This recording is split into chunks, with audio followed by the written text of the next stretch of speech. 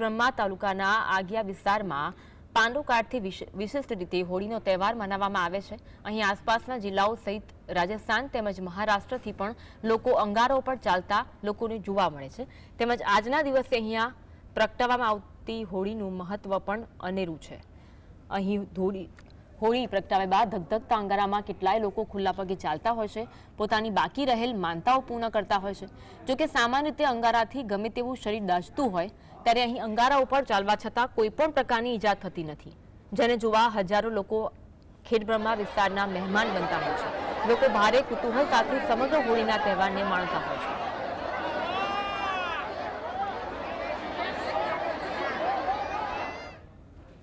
આવતો હતો તે વાસ ડૂબાડવાની સાથે મહાકાલીના કૃપાથી હોળીના પરિસરમાં શીતળતા ફેલાતી હતી। તે પ્રથાના મુજબ આજે પણ આ પરિસ્થિતિ ચાલી આવે છે અને આગિયા ગામમાં ધામધૂમથી હોળી પ્રગટાવવામાં આવે છે।